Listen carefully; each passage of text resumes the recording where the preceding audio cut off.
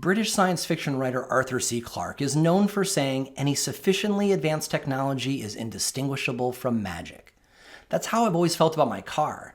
I don't particularly know much about how my car runs other than the basics. Sure, I do maintenance, but what really goes on under the hood might as well be magic to me. After beginning to study soil life in the rhizosphere in depth, I realized that I had that same regard for water. I've always just kind of watered my plants without really knowing what was going on under the hood. I had other stuff I had to do, so I just added water and went about my other business. In its own way, too, water is indistinguishable from magic. During today's episode, we're going to talk about what water is and where it comes from, water harvesting, the responsibility that water has inside the pot, some thoughts on water quality, and finally some best practices for actually watering your plants and listening to the plant telling you her needs. If you want to learn about cannabis health, business, and technique efficiently and with good cheer, I encourage you to subscribe to our newsletter. We'll send you new podcast episodes as they come out, delivered right to your inbox, along with commentary on a couple of the most important news items from the week and videos too. Don't rely on social media to let you know when a new episode is published. Sign up for the updates to make sure you don't miss an episode. Also, we give away very cool prizes to folks who sign up to receive the newsletter. There's nothing else you need to do to win except receive that newsletter. So go to shapingfire.com to sign up for the newsletter and be entered into this month's and all future newsletter prize drawings. If your company budgeted thousands of dollars for cannabis conventions in 2020, which are all now canceled, I invite you to consider moving your marketing investment to Shaping Fire. For only a fraction of what it would cost you to attend just one convention, you can advertise for nearly a year on Shaping Fire. It has been a busy couple weeks as other companies have reached out to Shaping Fire because their whole year of customer outreach events was just canceled, and now they are scrambling for new ways to reach their customers. The audience for Shaping Fire is made up of curious cannabis enthusiasts, entrepreneurs, and homegrowers, and you can reach them for less than the price of a postcard each. Email hotspot@shapingfire.com to find out more. You are listening to Shaping Fire, and I'm your host, Shango Los. Today, my guest is geologist and living soil expert, Leighton Morrison. Leighton has been a lifelong enthusiast of both aquaponics and living soil. His obsession with Biosphere 2 led him to set up an aquaculture system with the Rodale Institute. Leighton worked with world-renowned soil biologist Dr. Elaine Ingham, blending his aquaculture byproducts with traditional compost and worm castings to prove that natural inputs could effectively replace synthetics in cultivation. Leighton currently is founder of Kingdom Aquaponics and invented their line of living compost and compost tea products. Leighton is a sought-after speaker and co-founder of the series of traveling Science of Organic Regenerative Cannabis Cultivation conferences. Leighton was recently here for episode 54 to talk about soil, its geological origins, and how to mirror the layers of the earth in your container garden for optimum microbe life and water drainage. After the recording, Leighton and I talked at length about water, and this episode started to form in my mind. I decided with the outdoor growing season coming up fast, an in-depth discussion of water would be in order. So we scheduled a second episode together pretty quickly, and today we offer it to you. Welcome to the show, Leighton. Hey, Shango. Great to be back, my friend. Great to be back. Yeah, we're really happy to have you back, and again, so surprisingly soon. I'm sorry I missed my recent trip down there because we're all in quarantine, but I'll look forward to seeing you down there in Southern California when I can. So, yeah, looking forward to it. So let's get right into it. You know, one of the things that everybody, including me, really liked about the last time you were on the show is that you're not afraid to talk in geological terms, which when you're talking about soil is really informative. And I figured, let's jump right into the deep end of the pool this time again and start with a meta question that, we all are so concerned and aware of the quality of our water and how much water that we are feeding our plants and making sure we use clean water for compost teas and everything. Dude, where did water come from? Well, that's definitely jumping into the deep end, my friend. All right, there's two trains of thought on that. One train, and that which has been pretty much typical of science up until recently, and that was came from comets. So it was not originally here. I mean, we know somewhat of how the planets are formed. We talked about that last time. So, the surface of the Earth was molten rock. So, how does water stay on molten rock, right? So basically the theory up until recently was that it all came from comets. And we know for sure that there is a tremendous asteroid belt that has just limitless comets that are all water that are trapped up. Now, some other geophysicists are starting to say that no, it came from a material called carbonaceous chondrite. All right, and it's one of the earliest known minerals. Generally considered an asteroid, but the ironic thing is that it has about 20% mineral content of water in a solid form that's not ice. It gets complicated. All right. So the theory, this theory is that no, the water was always here in the formed in the rocks. It just took up the heating process and then the cooling process for that to be set free and to rebond into H2O as we know water today. So, I mean, again, science will probably come up with more answers for this as time progresses. But, I mean, science is so amazing. Just in the few years that I've known you, look what's happened to, like the biological kingdoms that have been broken up. Diatoms are now thrown into the algae kingdom. Flagellates are now thrown into the algae kingdom. And they're probably all going to shift again. So it's an interesting time to be alive. And because we have such incredibly powerful tools that we never used to have even 5 years ago. So in that regard, it's pretty interesting. I still got to believe that because of the volume of water on our planet, that there was some kind of terrestrial impacts that were caused by comets that brought in that huge mass amounts of ice. And while I don't, I'm not a scientist of that sort, but it could also appear to me that it could be both, right? That that the water came from comets, and then also, I mean, you just totally blew my mind that there could be deposits of water that was solid, that was not ice. I'm like, oh God, I need to go look up the Wikipedia on that to even, not on my show, but that is another buddy's science show in and of itself, trying to understand that. Yeah, I mean it's really cool. I mean it's so bizarre that most of the metals in these chondrites are actually in a silicate, oxidate, and sulfides form. They're not even metal. So that shows you, that there's some science here that we haven't gotten to yet. That will probably answer some of these questions in better detail as we learn more and more about it. But I agree. My gut feeling it was a combination of both. To answer the question bluntly. Yeah, right on. Cool. So let's bring us up multiple billions of years to the now and get a little more grounded in how water and how we're using it today. So, what is the role of fresh water in the soil of our pots and fields? I think that a lot of us, including me, tend to take water for granted. It's like, well, you put the water in and it causes some life, and then we got some plants, and if my plants droop, add more water. And that's pretty much like as much as most of us know. But I know from talking with you that there's actual jobs that water has in the rhizosphere, and I think we'd all be interested in that. So please wade into that. All right, water is the universal solvent.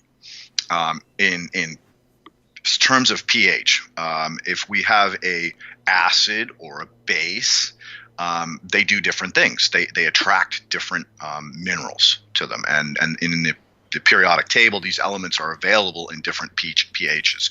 Some are available only in low pH, some are available in high pH. Generally, most of these elements are available in the middle. We call neutral water. So understanding that water is an acid, I'm going to take you back to nuclear science.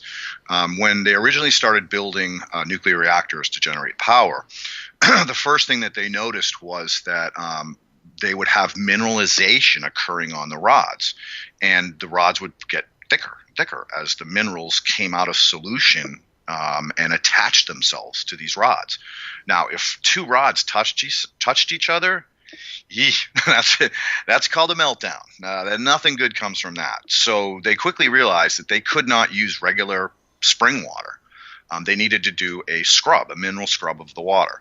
So then came reverse osmosis. And to understand reverse osmosis technology, it's essentially like putting water in a rubber glove and squeezing it through the pores of the rubber. How deep is that, dude? Yeah. I would think that that's just like a ridiculous level of filtration is the idea, right? Yeah, you're basically stripping it down to H2O. Nothing else is coming through it. And again, water is the universal solvent, so it eats everything. It can either preserve it or it can eat it. So it's really a unique element in so many ways, not to mention you can't live without it. No life would be created if we did not have water. Everything has water in it. Water is the commonality of all forms of life on this planet. So in that regards, if you take water and you squeeze it through a rubber glove and you get just H2O, as soon as that water comes in contact with anything, it's going to automatically start pulling stuff off of it because it's a solvent. Its essence is to transport nutrients, minerals, vitamins throughout the body, throughout the plant, throughout the soil system, and into the microbes. Everything has to have water as a base for life. So it's really interesting that the deeper you dive down that rabbit hole, to just think that this one element, this one thing, is the foundation of all life. So its role in the soil then is essentially to what? Be a grabber and a mover. Its very existence makes sure that, I don't know, nutrition and other things in the rhizosphere are not sedentary and move around. In a lot of the ways that I consider like mycelium networks, water is its own kind of movement network. Absolutely. Because it's a solvent and it's a transporter and it can release these minerals and vitamins. Consider it a taxi cab, or I love your, comparison to, the mycorrhizae or saprophytic. It's moving one thing to other places, and allowing whatever is necessary to be brought to the table, in all life forms. Is the only, I guess I'll say, engine to move the water gravity, so that when we water, the water starts at the top of the soil and then gravity is pulling it down until I guess that it becomes such a small amount that there's no longer a significant gravitational pull, and then it just stops?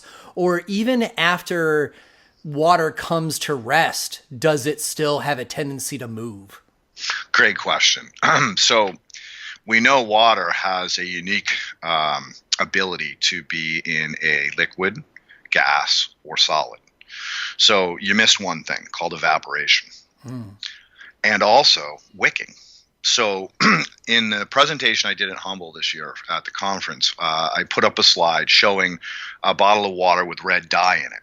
And the gentleman dipped a hemp wick into the one bottle that was full, all the way down till it got wet, right to the tops of his fingers. And then he pulled the wick out and stuffed that wick into the bottle that was empty next to it. And what happened over the course of 48 hours was they equaled out. So that's water moving against gravity. It's going up the string, over and down.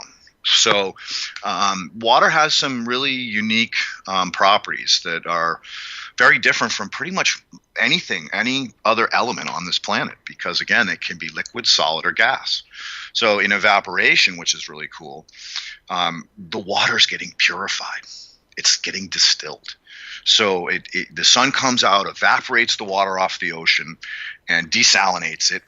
And that H2O in a gaseous form goes up into the atmosphere.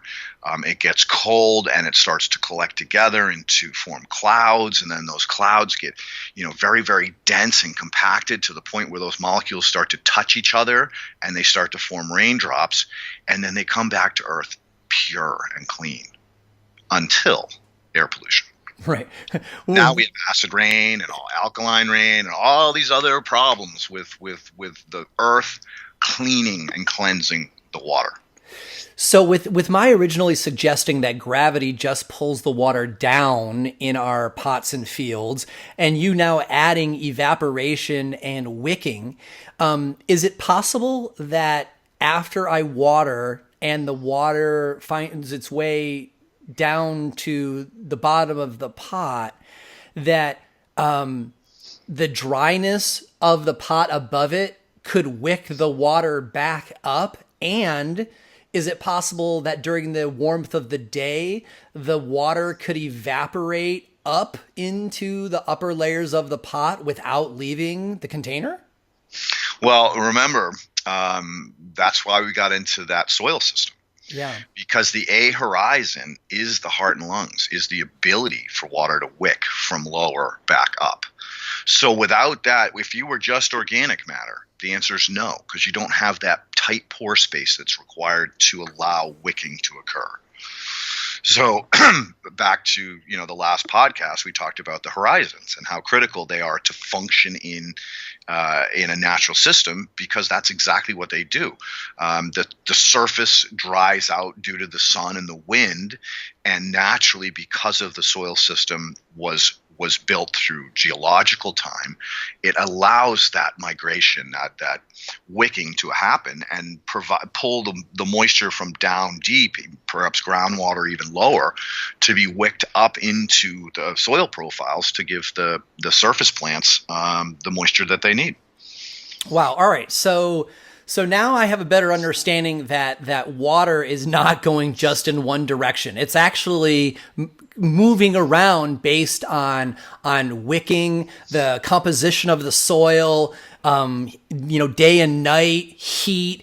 And so now I guess this is how it explains to me how that taxi cab service really works, because as water is being pushed and pulled in all these different directions, it becomes a vehicle for all these other nutrients that since water is grabby and moves, the water is going by these nutrients as a solvent.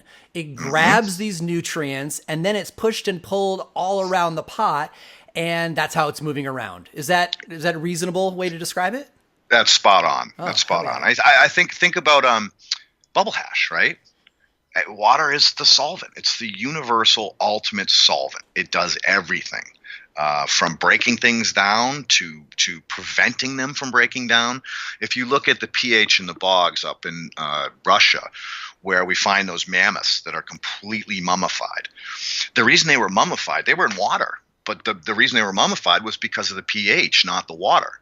Because then you look at water at swamps where it's just rotting trees and roots and everything else down and turning it into organic matter. So it's really, again, a very, very cool element. And it's something that you could ponder some pretty long and hard about, the power of water.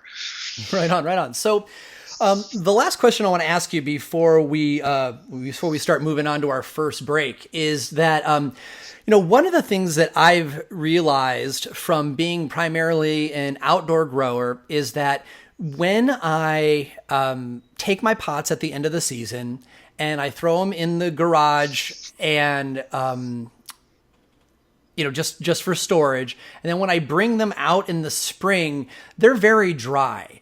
And then when I add water to them, there's like a breath of life, some sunshine and some water changes the soil. And granted, after hearing you at the regenerative conference in Michigan last year, I realized I should no longer be putting my pots in the garage over the winter. I should just let them be outside, let them go through the full year cycle. And then when I come back in the spring, they've like totally gone feral, right? There's more worms and more life and just more everything in them. And I'm like, oh, great. Well, I'm just going to put a little hole in it and put my start into it and off they go on gangbusters. But I think that a lot of folks, keep their pots like I used to, where we put them in the barn or whatever, and they kind of fall asleep, right? I always kind of think about it as the soil's hibernating, right? And so I know though that a lot of the constituents of the soil wake up when we add a little bit of warmth from the sunshine and some water. What does water do to a dehydrated rhizosphere that brings it back? Great question. All right, so look at it like this: the reason the pot goes hydrophobic is because the bacteria that's colonized on the surface of the potting mix, or the organic matter, or the sand, silt, and clay, whatever it is, cyst. So they find themselves in a hostile environment. They do not want to die. So they basically create a wax coating around the outside of them. And that's why when I did some work way back when down in University of Arizona, I would always be so intrigued at how soil could float. I'd grab a handful of soil, throw it in a bucket of water, and it would float. And the reason was because of the biology. The bacteria had cysted, and now because it's wax coated on the outside of it, it basically can't sink. It can't open up and dissolve into solution. So the real answer is that's driven by the bacteria and the other biology, because it has cysted. And we know for sure that these cysts, whether they're bacteria or protozoa, can live in ice for hundreds of thousands of years, maybe more. And we also know that pretty much life came from comets. And so those comets were floating around in nothingness for who knows how long, and then come into the Earth's atmosphere, heat up, like you said, warm up, and that ice melts, and all of a sudden all of those microbes come back to life again because they've found themselves in an environment that supports them and allows them to grow. And I love the fact that you listen to me and keep your pots outside, because what's happening is in those seasons, there's definitely some ice forming in there as the temperature gets colder. So that's forming little water pockets trapped in that soil mix. And then as the temperature warms up outside, things slowly come back to life. So you're not taking this pot that's completely dried out, dumping water on it, and hoping that the water starts to sink in. It's going to take you, days to get those to recharge when you're allowing them to do naturally in overwintering outside, especially if you cover them with hay or leaves. They're going to be just gangbusters, ready to go by the time you get out there with your seedlings. So you're preventing life to be so harsh that the biology has to completely lock itself up and then take days to come back to life. So that that idea that all of the life in the pot, when it dries out, gets this waxy exterior is like super interesting to me. When you said that they make themselves become cysts, I'm picturing all of the bacteria and the mycorrhiza and the wild variety of microbes, and I don't know, maybe all the living things turn themselves into cysts, and they make this waxy exterior so that they can preserve themselves until the bad conditions are gone. So then we add water to them and some warmth and sunshine. What is the process of them getting rid of this waxy outer shell? Do they like come out of them like we imagine a baby chick coming out of an egg?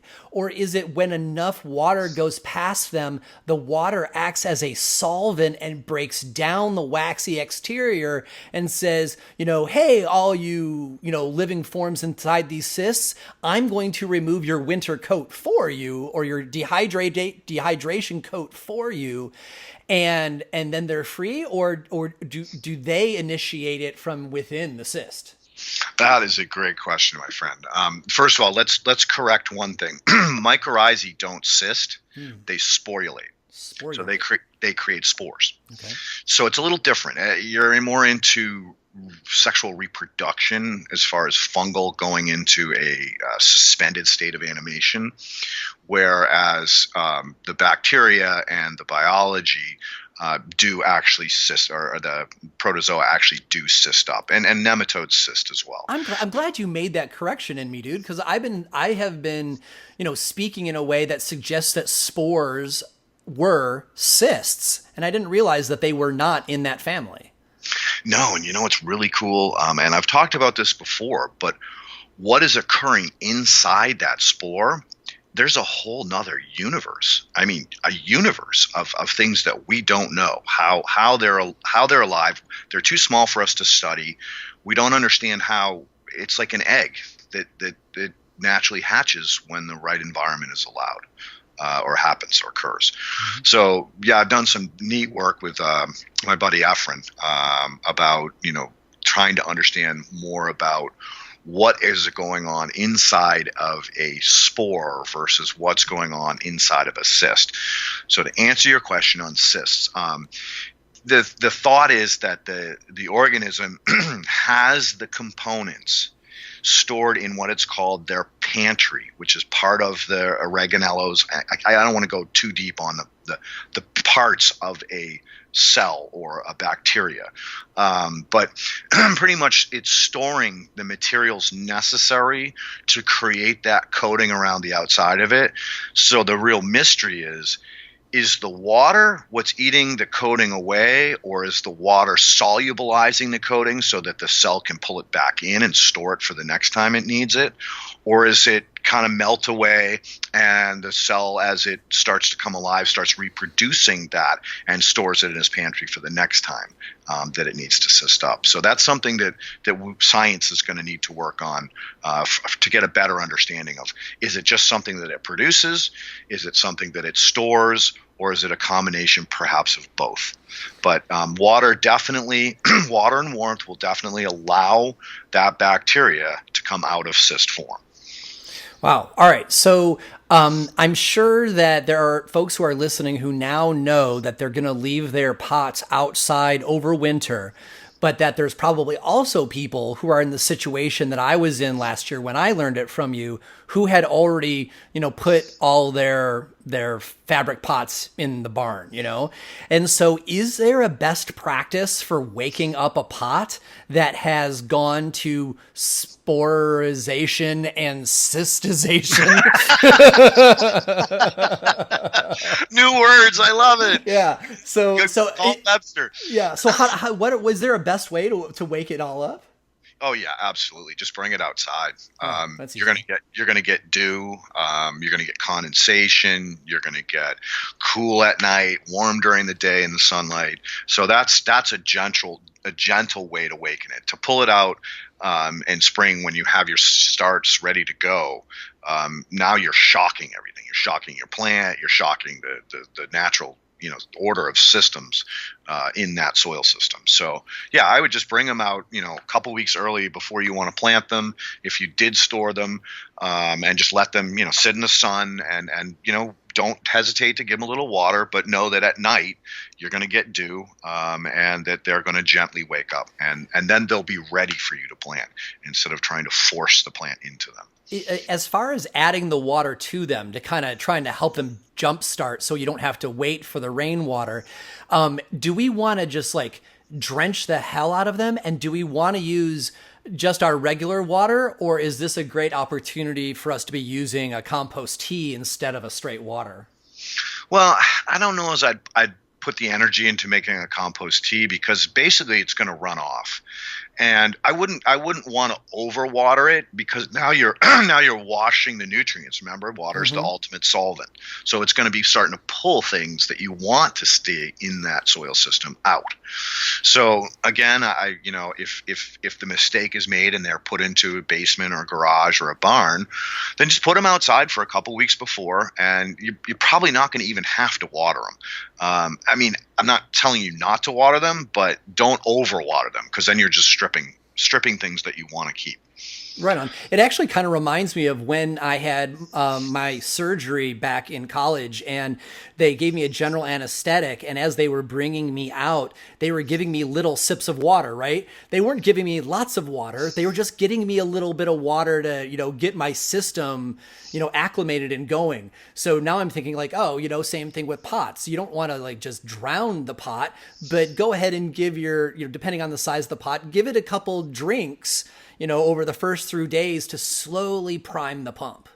Absolutely. And another thing you can do too is put all the pots in a big square and cover them with a tarp.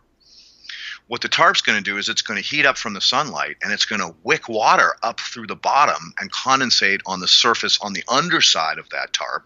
So you're pulling moisture up through the bottom of the pot naturally. You're hitting it with this gentle misting that's occurring on the inside of the tarp. And so now you've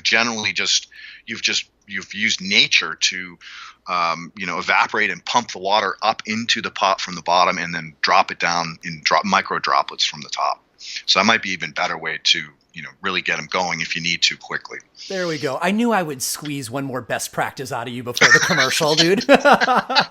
All right, so let's go ahead and take our first short break and be right back. You are listening to Shaping Fire, and my guest today is soil biologist Leighton Morrison.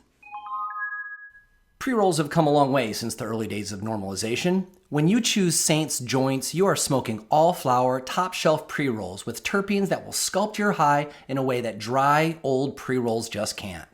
Whereas most brands release pre-rolls as an afterthought, for the last 5 years, Saint's Joints has focused on their line of exotic, curated joints. And while some companies just chase the hype strains, Saint's Joints goes deeper, searching out hard-to-find strains, unexpected crosses, and nearly forgotten land races and classics. And some hype ones too.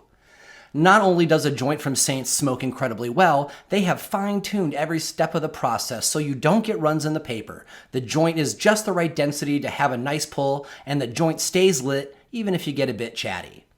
Saints Joints boxes are works of art and will spark conversation when you pull them out at parties. Saints award-winning boxes change with every release, feature edgy outsider art, and often raise awareness of important issues like equal rights. Saints boxes are so desired that many collect them and display them in their homes. Ask your bud tender for Saints Joints and have a premium joint experience. Now, if you are a licensed cannabis cultivator, I have an extra message for you. Saints is looking for partners in legal cannabis states to expand the availability of the Saints Joints brand. Do you grow exceptional cannabis flower but are less excited about all the effort, cost, and risk of launching your own brand? Saints Joints may be just the partner you are looking for. Already established in California, Washington, and Oklahoma, and recognized by Entrepreneur Magazine and Green Entrepreneur as a cannabis industry leader, the Saints Joints brand will set you apart in your home market. The best thing I can recommend is for you to visit their Instagram at Saints Joints and look at their patented drawer design boxes. Become that brand everyone is talking about without having to build it from scratch. Check out the Instagram at Saints Joints and then visit saintsjoints.com to find out more. There are lots of good seed makers out there. Every once in a while, someone becomes legendary. The Mendocino, California cannabis breeder called Mandelbrot is one of these people. Mandelbrot was also known as Ra's Truth, and his cultivars are known as the foundation for the Emerald Triangle's world-famous gasoline-scented terpene profile.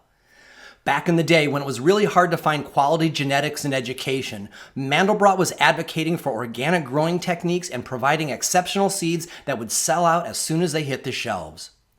Mandelbrot lived too short of a life, dying in 2015, but while he was with us, he created several connoisseur-level cannabis masterpieces like Oil Spill, The Truth, and Royal Kush.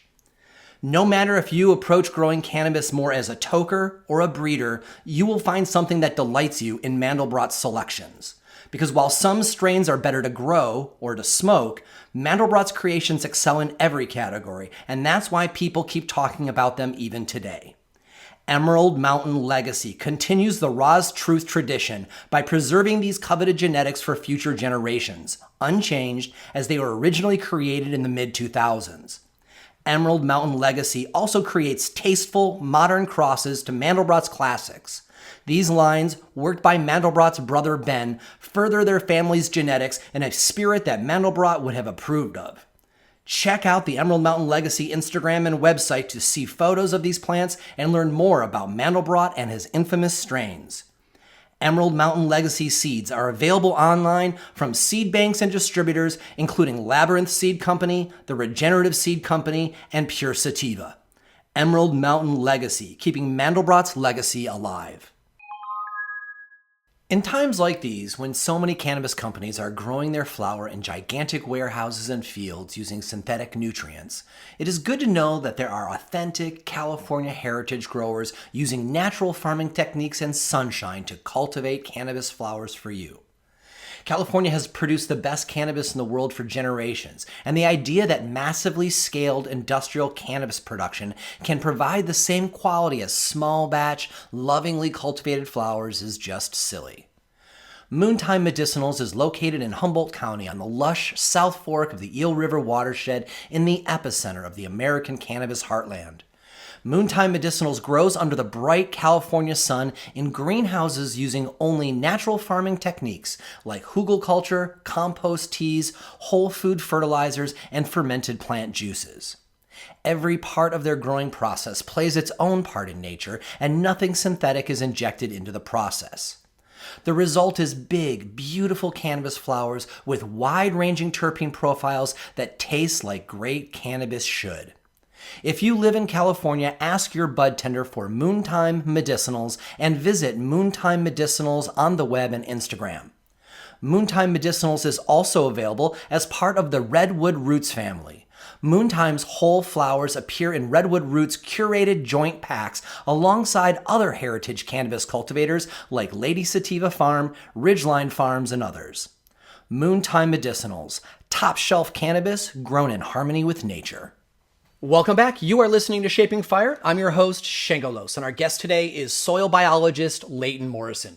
So if you're still with us after making it through our meta first set, where we talked all about where water comes from and what its job is. In the second set, we're going to talk about more things that actually are going to be useful in your cultivation process. And we're going to start by talking about sourcing of water, because there's a lot of different places that you can get water of varying qualities. And we want to make sure that you understand what your options are when choosing where to get your water. So Leighton, let's start talking about a little bit about water tests. I know that, decoding a water test could be an entire show in and of itself, and that's not what we're doing today. But for most people, they know that they should get a water test so that they know what's in their aquifer or city water or the rainfall near their house or their runoff or whatever. So people generally know that they should get one.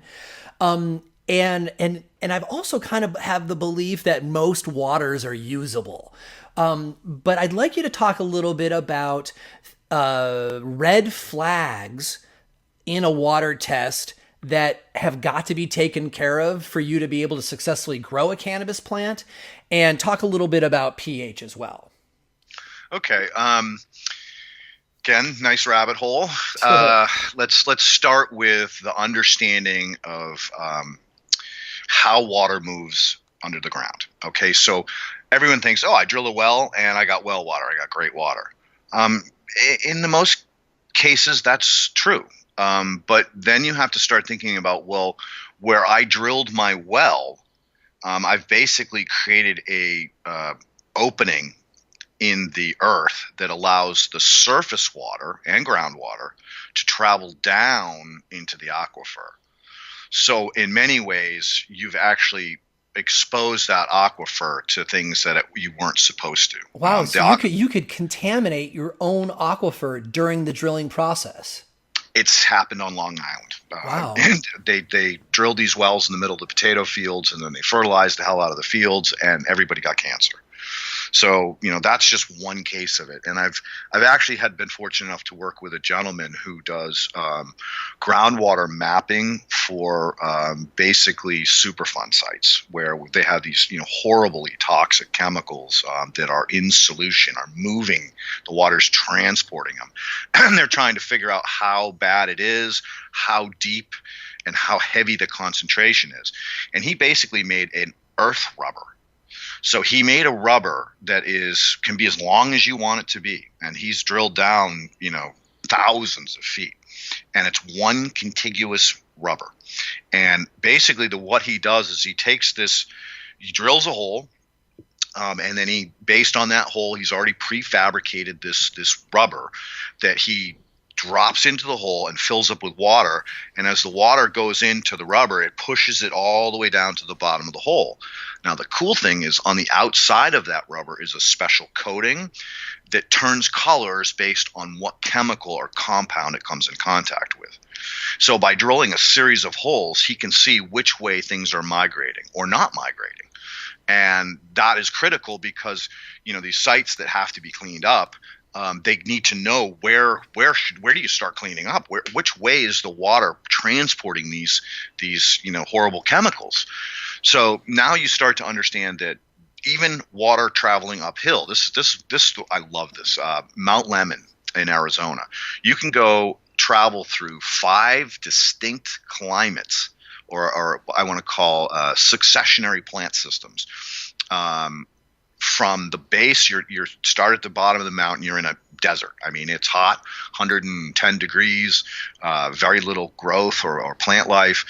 You drive for a couple, not an hour, maybe 40 minutes. Now you're up into these the big cactuses, the big 3-prong cactuses you see in the old westerns. Now you're heavily surrounded by them, and you've got leather cactuses and more scrub and sage. And then you move up into now you got some shrubs, some deciduous plants. And then move in a little bit further, you're getting into now deciduous trees. And then finally at the top of Mount Lemmon, you're in the conifers, and it's snow. There's snow on the ground in the middle of summer. Interestingly enough, that as the aquifer has gone down, has dropped in levels down in the desert near Tucson and between Tucson and Phoenix, because all the water that's been pulled out of it, it has changed the hydrology, and now the water is not seeping out at the top of the mountain like it used to. There were rivers coming down this mountain. So how the hell did the water get from the desert, where there is no water, to the top of that mountain to the point where it created streams and rivers coming down? That's pressure. That's geology. So the weight of the earth around it is actually squeezing that water all the way up to the top of that mountain. And because that mountain has a thinner layer, because of geological tectonic plate movements, the water is allowed to squeeze out of that. So in understanding how water moves in aquifers and in the ground, it's critical to do your homework. Where is my water coming from? Another great example of this is Cape Cod. Cape Cod's a sandbar, all right? It was formed back when the glaciers were present, and as they receded, they dumped all of this glacial till out into the ocean and created Cape Cod, right? Well, obviously there would be no aquifer in Cape Cod, right? Mm-hmm. Not true. There's a river coming out of the groundwater in Barnstable, and this is a big river. I mean, this is no joke. One of my good friends, Keith Wilda, where I collect my fish frass, from the oldest trout farm in America, that trout farm was set up in that spot because of how incredibly pure that water was and how much of it was just bubbling up out of the ground. I mean, you walk around his property and you can see water bubbling up out of the ground. Dude, the $1 million question is it fresh? The water actually comes from Canada, north New York, and parts of Vermont. And it actually, believe it or not, it's wonderful water. The interesting thing is it's high in nitrate. So we'd have to get along back to aquatic biology and understanding how organic nitrogen is not in the usable form, but with the introduction of bacteria, specifically nitrobacter, it'll convert it to ammonia. And then the ammonia converts to nitrite, and then the nitrite converts to nitrate. Now, nitrate is harmless to plants and animals, and we can actually use it, whereas nitrite can be toxic in heavy concentrations. So again, he's got all of the aquatic organisms because he's an aquaculture facility. He grows a tremendous amount of biomass of trout, so that he naturally has the protection against the nitrites. And after his post water treated, the nitrites are gone. They've been completely morphed into nitrate. So he's actually doing the water system a favor by cleaning it with his fish before it's released into the streams and into the swamps around him. So Leighton, let's bring this on back home to the water tests. So I think that when you started this super interesting story, I think you were starting with you got to know where your water's from for your water tests. And the idea that the earth was pressing down on the groundwater enough to make it go up the mountain and flow down, that's super badass. So what are the chemicals that if somebody sees in their water test coming out of their aquifer that they should raise a flag and go, oh, this may not be a good place for me to cultivate cannabis? Yeah, cannabis is an accumulator. So anything that's being transported in the water will accumulate in your plant, and that's a problem. So backing it up, most water tests are designed to sell you filters. So you really need to know where you're sending your water test. I recommend Micro Macro International. Gretchen and her crew of scientists are there to actually test for minerals. They're not or pesticides, residues, and toxics, heavy metals, all that. Most water companies or places that you send for your water test, short of the ones that the well companies work with, I don't recommend you send it to them because they're going to send some guy out there to sell you a filter. So they're not finding the toxins. Those are too expensive to test for, and most people don't test for them. Well water is a little different. It's because it's considered a potable water. They're a little bit tighter on making sure that they are testing a more stringent test. But if you really want to know what the heck's going on, you send it down to someone like Macro Micro Gretchen, and she'll tell you exactly what's going in your water. But again, you have to think about, all right, where is that water coming from? If you're south of an industrial park or potentially the water is coming through there, you want to know. And there are a lot of states and counties have done groundwater migration studies. They're very expensive to do, but especially around polluted areas, they've been forced to map the groundwater. So I would recommend that you reach out to your local authority and try to find out, hey, did anybody map the groundwater? And again, the groundwater is just as important as the aquifer itself. And the groundwater, because it's traveling by a pipe that someone drilled a hole in down to get down to the aquifer, they're letting all of that potential toxins down in there. Now, they might not be getting as much of it because as that water migrates down that shaft, there is a current in that aquifer. So it could be transporting those toxins away from their pump when they're not using it. Of course, when they're pulling water, they're going to get a little bit of it up the pipe that they're drinking out of. But for the most part, anything that's coming down the sides of that shaft are going to get pushed into the current. So imagine, you throw a tennis ball in the ocean. Well, is the ball getting pulled out with the tide, or is it getting pushed up against the shore? Same thing is happening on the groundwater level as well as the aquifer level.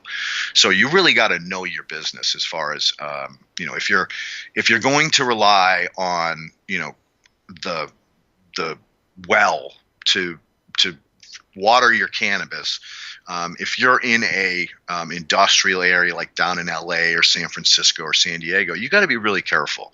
I would almost tend to say you're better off to use town water and tie up the chloramine than you are to trust the well, unless you've done your homework and or sent it off to get a real hardcore water test and analysis. Right on, cool. So let's hold off on the chloramine discussion for a sec, because we're going to get to that in a little bit. But so I'm starting to kind of like tease out three different threads here as far as like how we would be using the water test. So far, we've been kind of discussing the kind of research you're going to want to do before you buy a parcel to grow, either THC cannabis or hemp on. So if you're going to be growing cannabis sativa, do your homework about how the water moves and where the water is moving from before you buy your parcel, because cannabis is an accumulator and you could end up growing plants that have got, arsenic or something in them, and you don't want to deal with that. So do your homework first before you buy. Then there's a second thread, which is lots of folks who are growing either commercial or for themselves, and they're already on their parcel. And so, chances are a lot of these people would already know if their water was contaminated, and hopefully it's not. And so they already know that their water is good enough to grow. And then there's the third category, which are people who are on city water. And, unless you are, living in kind of like a failed water system, like a Flint, Michigan or something, generally, I would think that most of the city waters are, while maybe not epically good, they're at least passable for pouring onto our cannabis plants. Hope that's the case. And so then that kind of leaves the bugaboo of pH, because any three of those categories, you could be dealing with water that pHs poorly for growing cannabis. So address that specifically. Like, I know that there's still lots of products on the market to pH up or pH down, which are I generally consider them a hassle to have to equalize, all the water that I'm going to be offering the plants. How far away from optimum is too far to be doing that all the time, and you just need to find a different source? Like how far from optimum is too far, would you say? All right. The scale pH is logarithmic. So say you have a pH of 6. 6.1 is 10 times greater than 6. 6.2 is now 10 times greater than 6.1. So it's logarithmic. So people don't get that there's like huge differences between 6 and 8. I mean, it's monumental. 8 is considered too much. It's too alkaline for plants to grow. There are some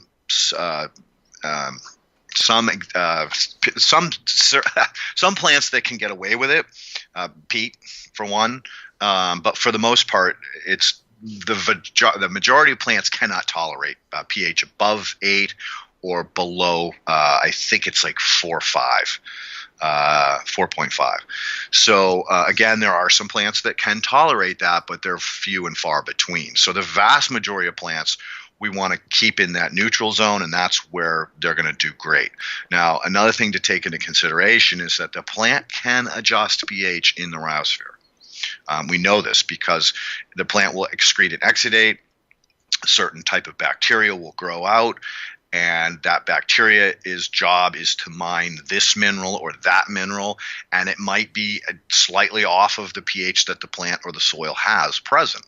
So by adjusting the specific bacteria that it wants to grow out, it can adjust the pH to allow that mineral to be mined and brought back to the plant through the nutrient cycling system, the protozoa eating the bacteria, etc. So those are your outside parameters of pH and that will allow a plant to grow. But also something to take into consideration is as you pour that water on the soil and that water moves through the soil, you're adjusting the pH. I've done a tremendous amount of work with people that have high pH soils or low pH soils, and they need to get them adjusted. And the way I generally do that is with compost. I can get compost that's more acid or more base, and so I just tell them, all right, you're going to have to either till this in, or you're going to have to dig a hole and then blend the existing soil with this compost, and then that will equal out. So it's kind of like if you take a soil system of 6 and a compost of 8, and you mix them 50-50 equally, you will end up with a pH of 7. That works because these numbers are logarithmic. So that's something to keep in mind. Now, as far as the water systems are concerned, generally speaking, city waters are safe. They are forced to test for heavy metals and pesticides. The one place that they get a little bit problematic is that nitrogen cycle, where you have the ammonia that they use to mix with chloramine, or chlorine and ammonia mixed together make chloramine. So if you have a high level of nitrobacter or nitrogen fixing biology, you're going to start that process of breaking that organic matter, say the little tiny leaf or something that got pulled into the pipe from the reservoir. That is going to actually start to morph out, start to pull off the ammonia, leave the chlorine in place, and then convert the ammonia to nitrite and then to nitrate. So really depends on where you are in the pipeline and to how long or what level of biology got into the system to determine whether you're drinking nitrite water or nitrate water. So that's the only concern I have with city water for plants. Now, human consumption that's another whole rabbit hole. Yeah, totally, it is another rabbit hole. So let's continue talking about city water, because that's where I was going to move to next anyway. So the number one question that I get from people about their city water is how to take out the chlorine. And normally I have to explain to them, I'm like, oh, well, the chlorine is easy. You just pour your water and leave it out overnight, and the chlorine off gases.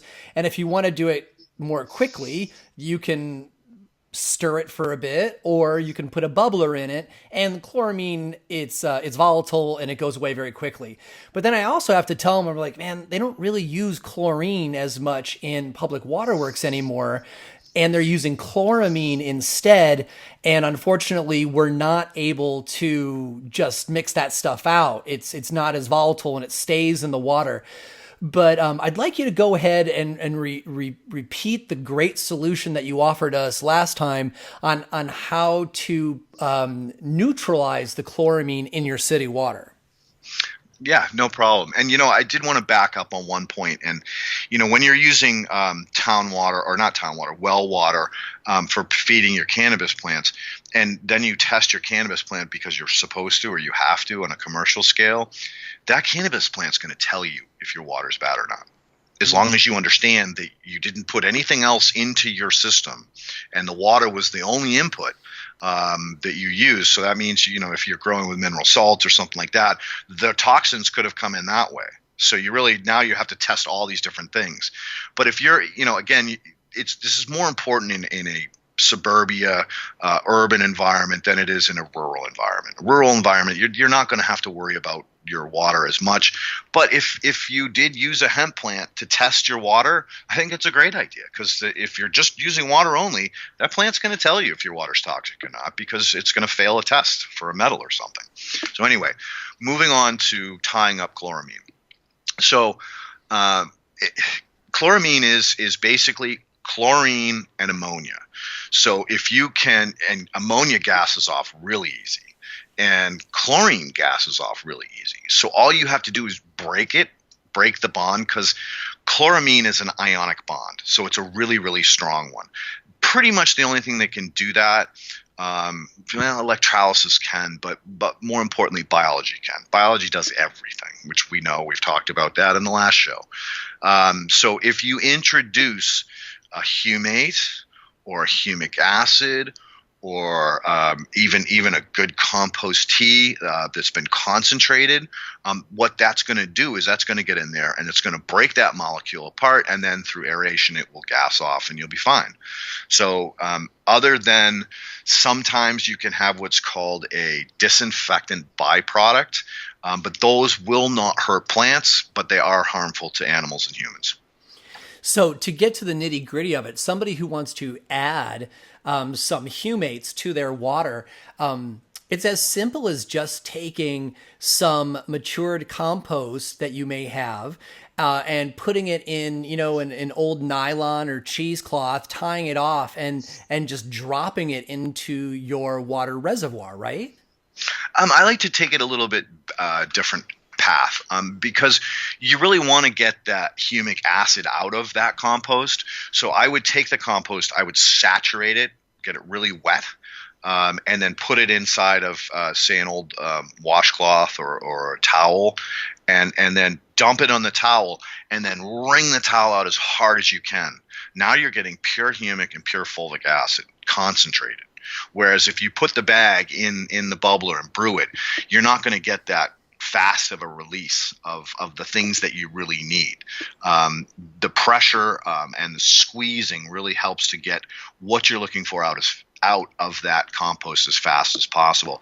Then add that into your brewer and brew your water. But the key again is you need to brew it. You need to move air up through the water column to help break off any of the leftover gases that are trapped in the water away from out of your water column and into the atmosphere. So that's a little trick for you. Yeah, that is a good idea. So I know I'm not the only one who's weighed this in my head. In my early years of personal growing for my medical, I'd be like, oh my God, trying to add compost tea to my water and bubble it in my apartment is such a pain in the ass. And so will you give us the real breakdown of how necessary it is? I mean, so many people in cannabis forums, they are totalitarian, right? They are, you must do everything perfectly. But, when it comes to us alone with nobody around in our garden, very often people will cut corners. How bad is it really to use your city water with chloramine to water your plants? I mean, clearly it doesn't kill them because people are growing plants with city water that's untreated all the time. What are we actually losing? You're losing the microbial life. So that's it. I mean, we know that when these things come in contact with biology, and not all of them, this was the work I did back at Rodale, and I would bring in some city water that I had, and I was on the end of a pipe, and the chlorine was just so brutal. It just burned your eyes when you poured a glass of water. And I brought that down to try to do, side-by-side tests at different dilutions to determine, what is killing the biology. And it does. It definitely seriously reduces the biology. Not all of it, but especially the predators. They take the big hit, and fungi takes a big hit. The bacteria, most of it can survive, but you're going to lose diversity for sure. So how bad is it to use? It's fine if you're using salts. If you're using a living soil system, you got a problem, because you're gonna constantly need to up the biology life in that soil because you used that chloramine water. And it's not like you're just watering it once. It's like, every day or every other day, you're hitting it with more chloramine and more chloramine Yep. and more chloramine. So even if you are only killing 10% of the biology when you water, well, if you kill a varying 10% throughout the entire summer or throughout your entire cycle, if you're in a tent, well, you're losing a lot, and your plant is living unsupported from the proper biology.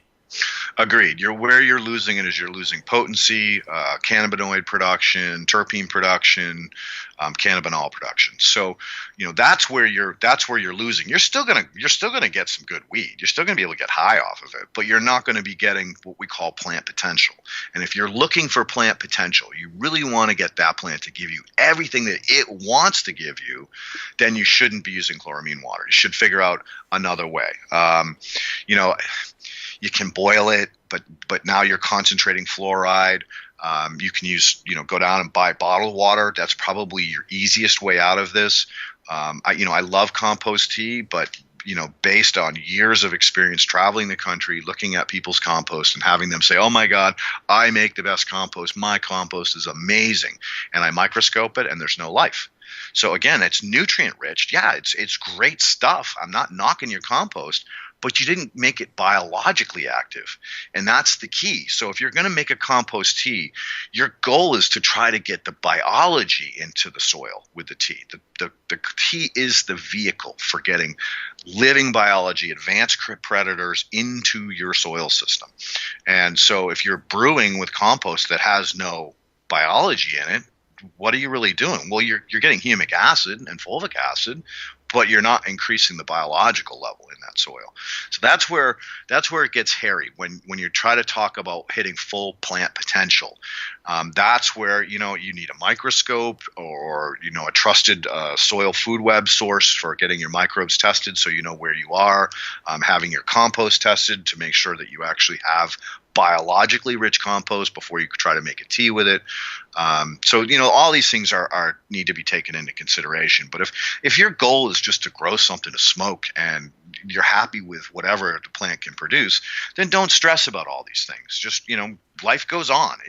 This plant is an amazing, durable, strong, unique plant and can survive in some of the most harsh conditions the planet can throw at it.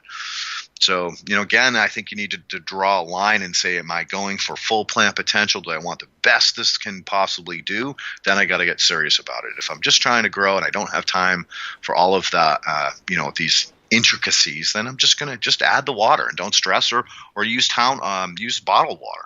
Because it's not like you're going to need 100 gallons of water. If you get 5-gallon jug, it's probably enough to water your 10 plants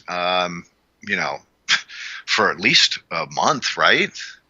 Yeah, and then you can just go and refill that bottled water up at your local grocery store. Or one of the things I like here in Seattle, I live on Vashon Island across the water from Seattle.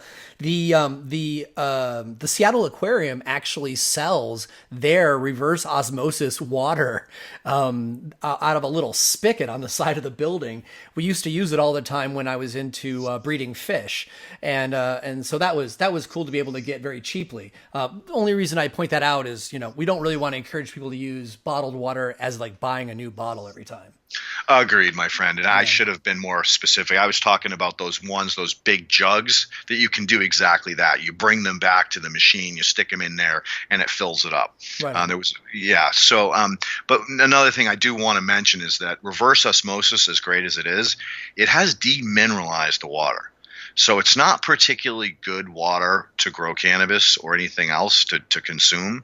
The studies that are coming out of the Middle East right now, because everything is desalinated over there, there's a huge iodine deficiencies in the humans, in the population. And they're getting very sick because they've been drinking this stuff for years, and there's no minerals left in it. So I'd prefer you use spring water over RO water, or if you're going to use RO water, you got to re-add the minerals back into it. That's interesting. It's like RO water is not a whole food.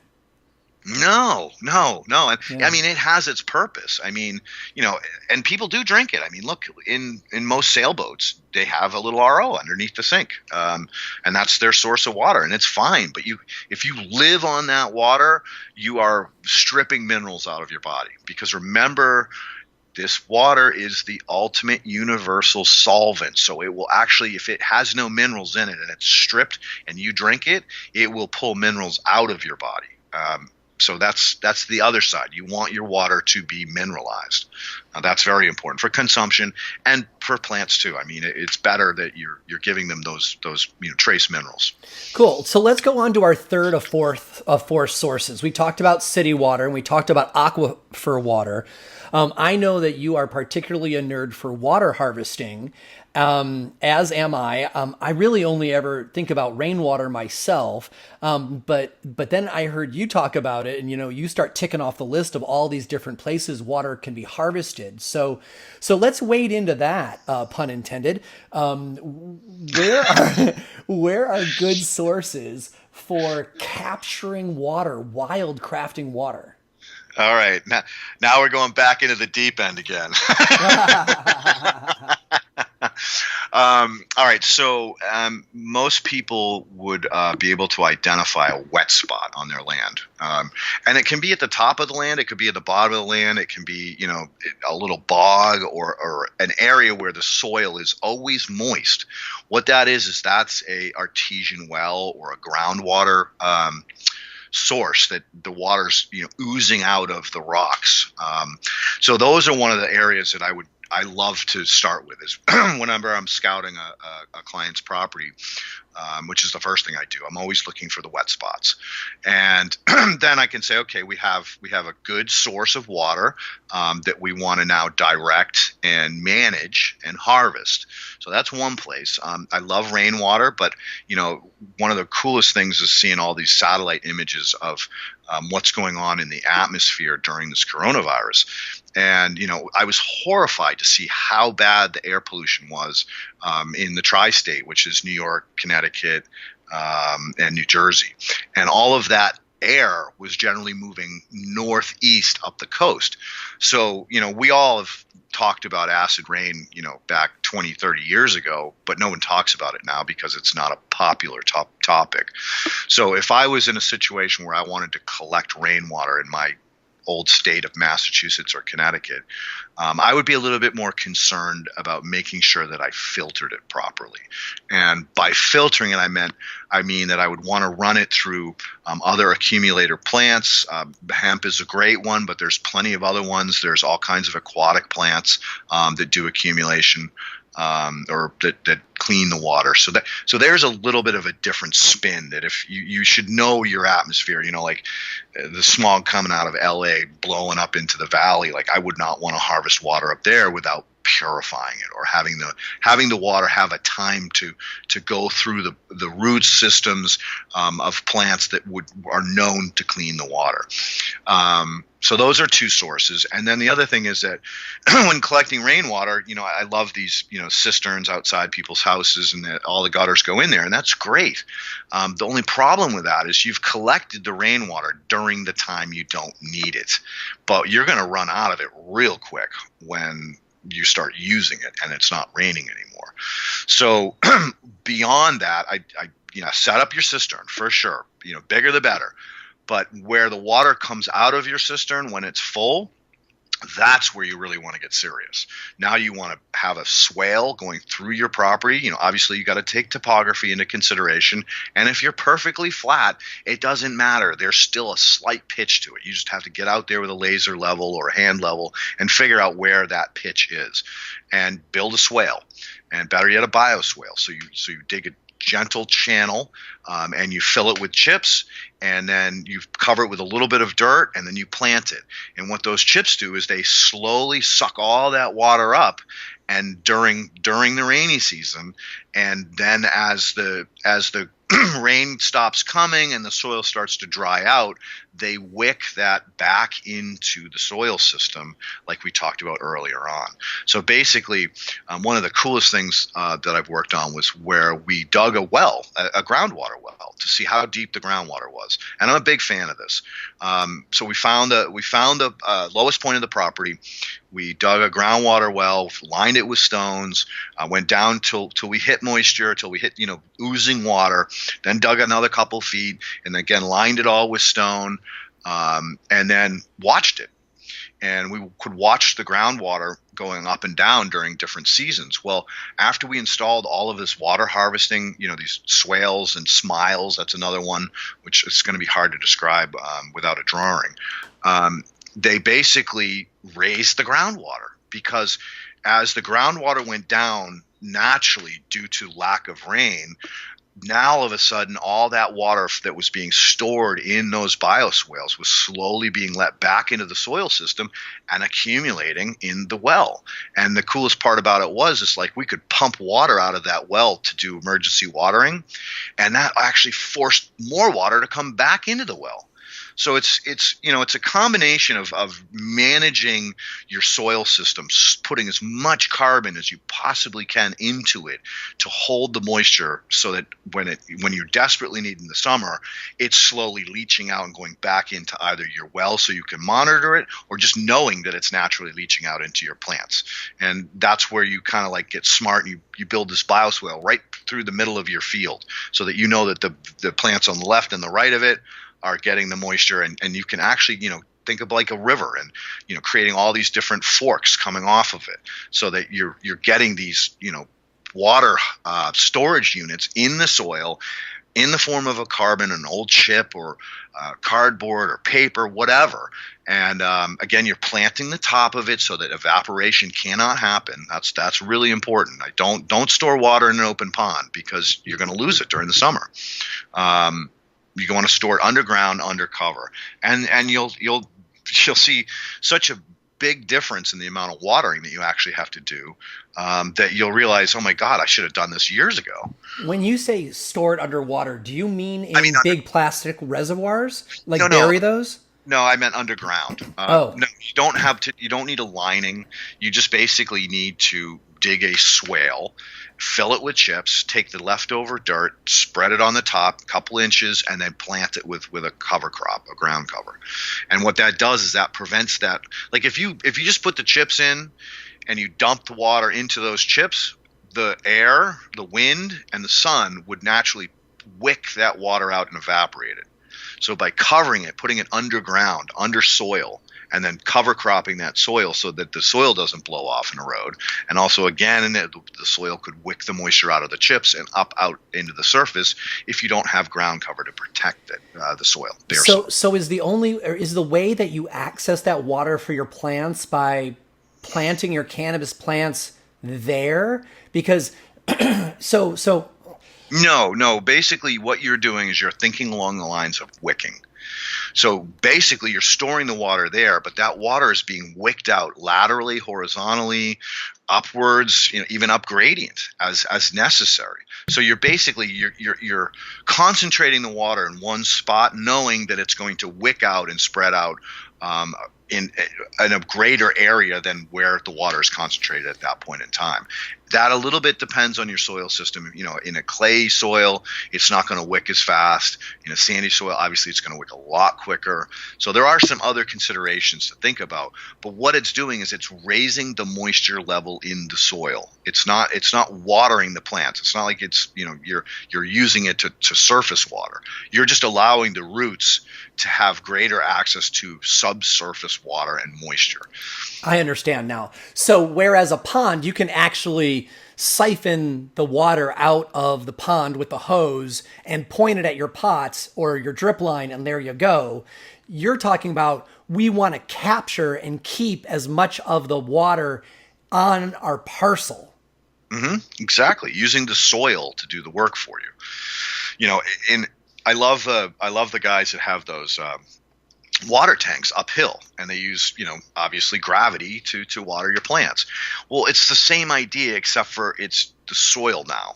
So the soil is actually, because you dug the swale, you put all those chips in there, and when your cistern overflowed, it overflowed into that swale, and that swale slowly, the water moved down by gravity to the end of it, and all those chips got what we call field capacity. They got as wet as they possibly can, and now they've held all of that moisture there for you, so that as the ground dries out around it, because there's no longer rain coming down, the ground around it is now pulling that water out of that bioswale and supporting a moisture level that it needs for the plants to grow.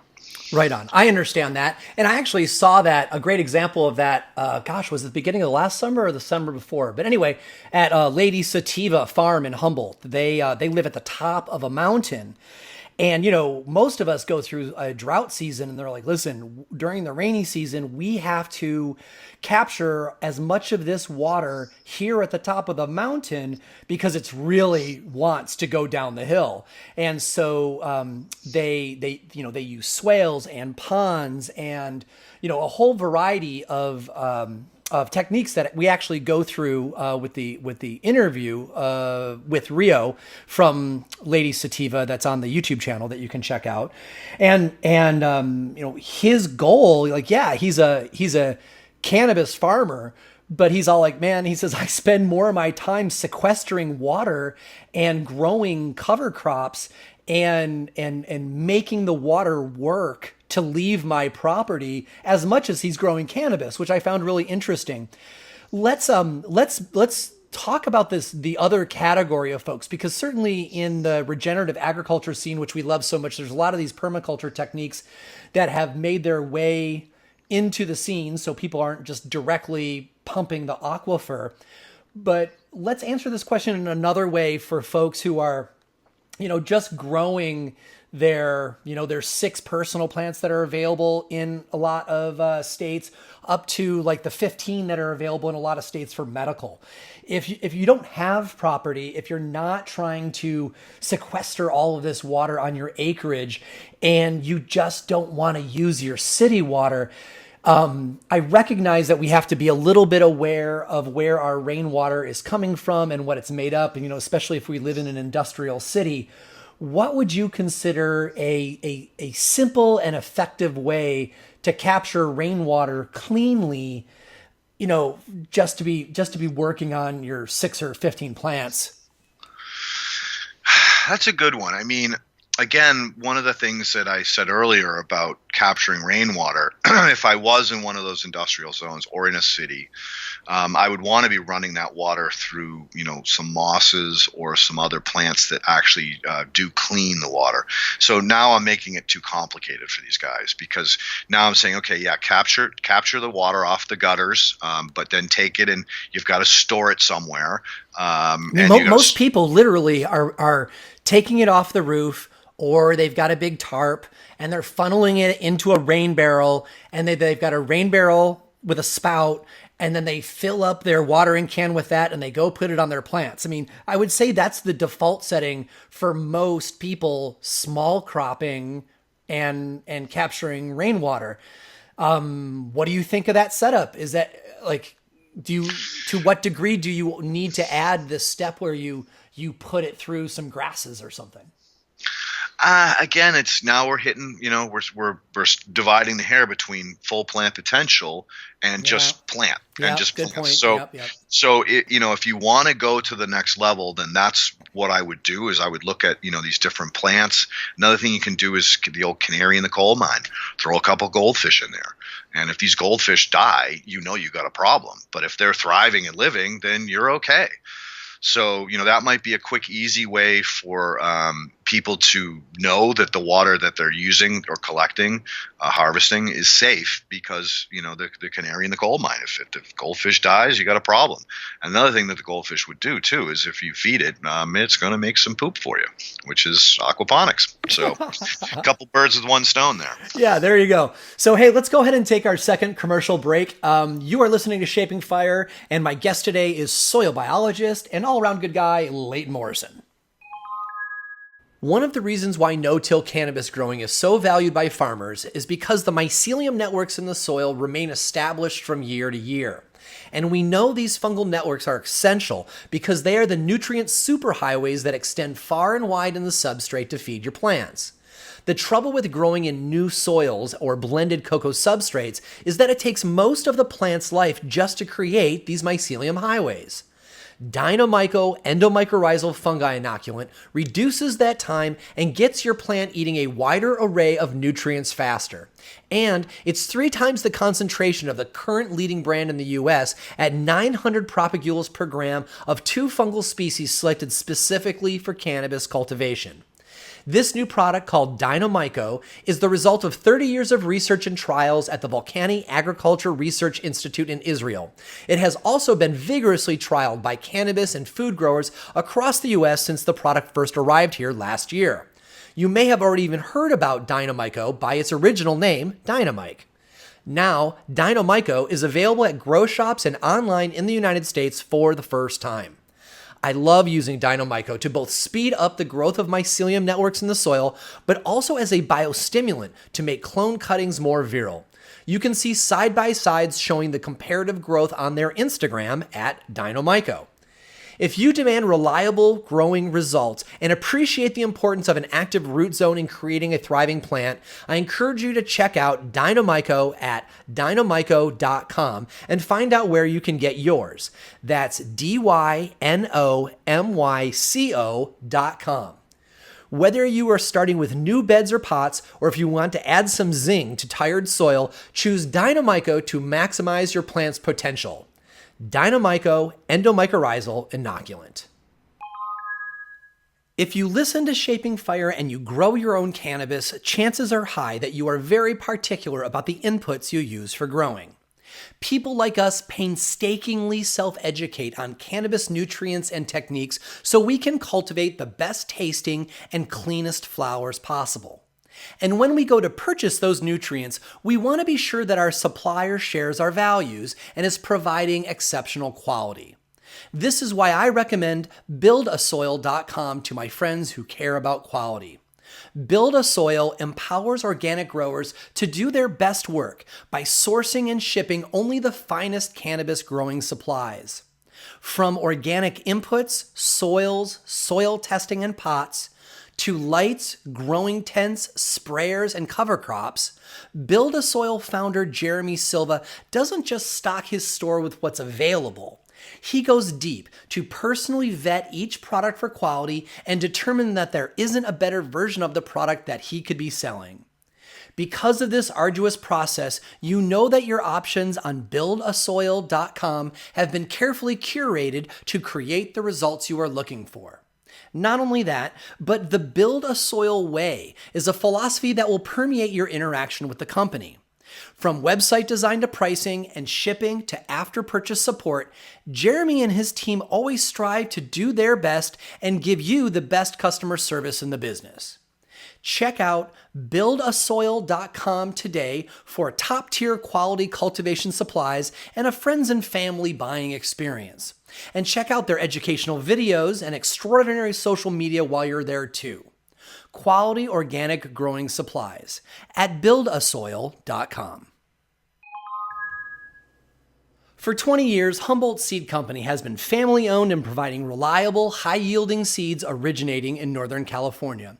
While the current trend is to slap one super male into a line of hype strains, Humboldt Seed Company continues to breed with precision and care by doing large sifts and back crosses to emphasize the absolute best traits that a line has to offer. This kind of breeding takes time, talent, and space to work. No matter what kind of aroma you are particularly into, Humboldt Seed will likely have something you'll love. If you love fruit, you can choose from banana, mango, apricot, papaya, blueberry, blood orange, melon, and lemons across their various strains. They have all gas, glue, and classic sour diesel lines as well.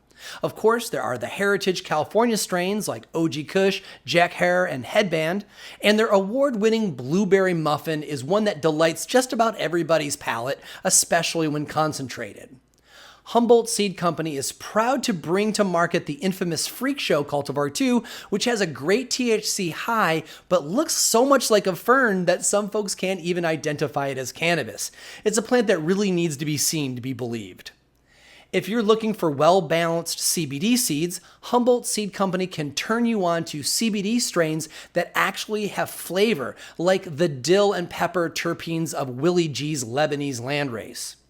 Whether you are looking for regular, feminized, or autoflowers, Humboldt Seed Company has the gear to make this your best growing cycle ever. Visit HumboldtSeedCompany.com today to check out their line of vigorous genetics, download their catalog, and find out where you can pick them up. You can also check out their Instagram at The Humboldt Seed Company to check out their gorgeous flowers and the extraordinary Freak Show plant. Humboldt Seed Company. Let them know Shango sent you. Welcome back. You are listening to Shaping Fire. I'm your host, Shango Los, and our guest today is soil biologist Leighton Morrison. So here in the last set, we are going to be talking about best practices for watering because, for something that seems so simple, there are a lot of ways to screw it up. So Leighton, what factors determine how much to water? I know for a lot of folks, we kind of just think, let's just drench the hell out of it. And then that way I know that it won't dry out before the next time I come back to my pot. But that's not very strategic. So leaning on the biological knowledge, what's the actual way for us to figure out how much to water? Listen to the plant. It'll tell you. If the sun leaves are tracking the sun or the lights in your tent and praying to it, the moisture is perfect.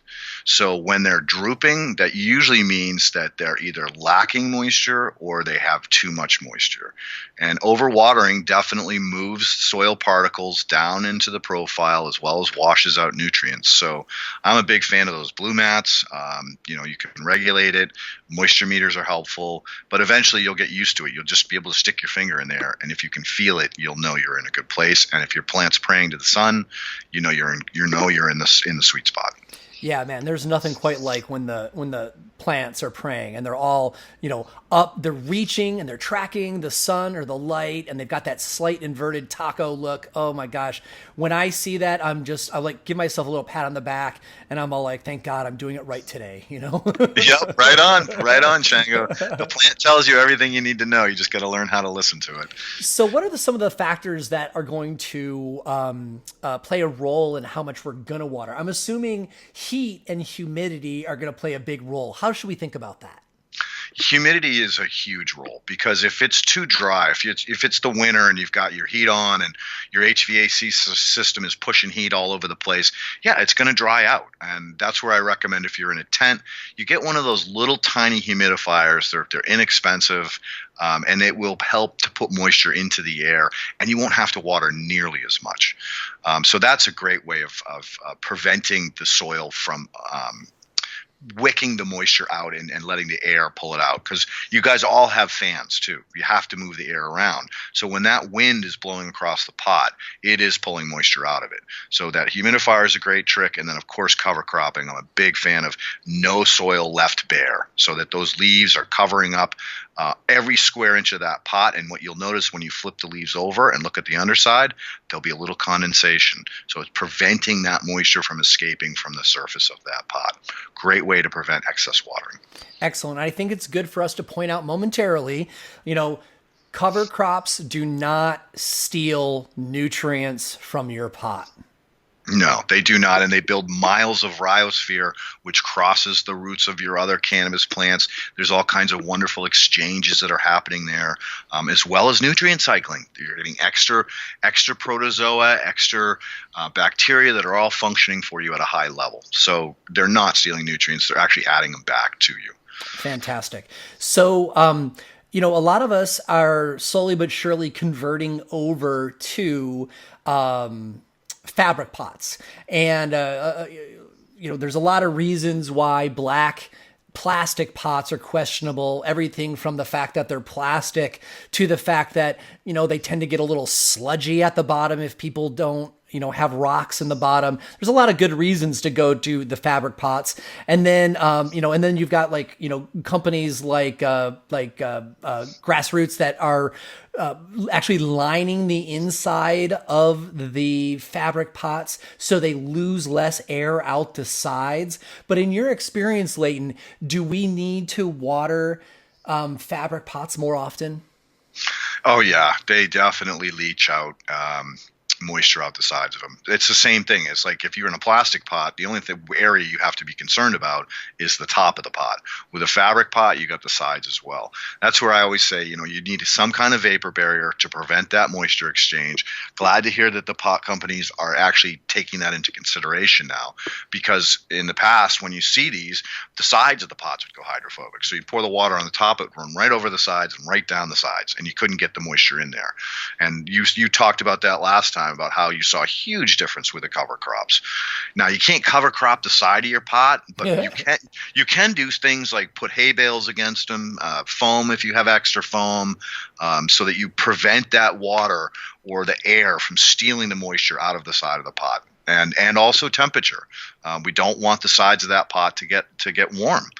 Because that's going to directly affect the biology.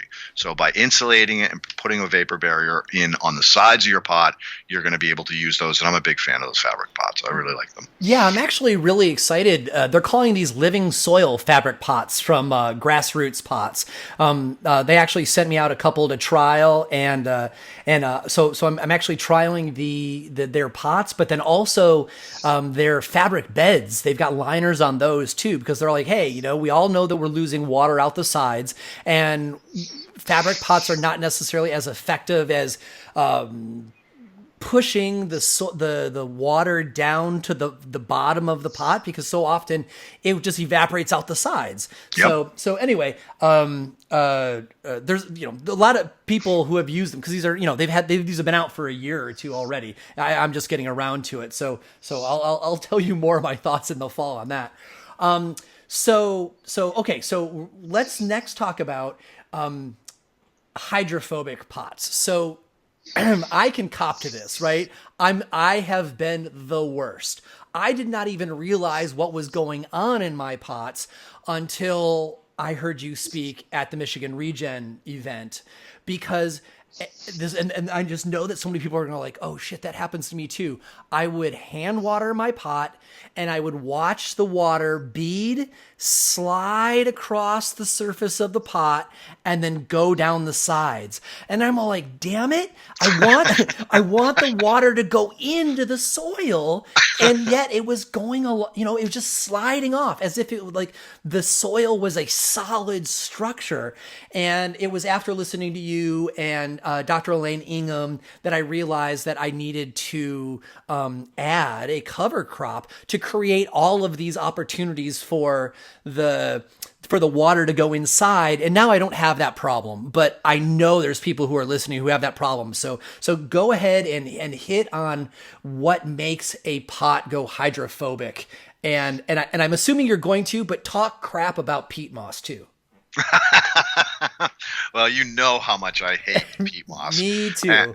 And I've been blessed to have worked with a company called Pit Moss back 10 years ago or so, in trying to develop a product.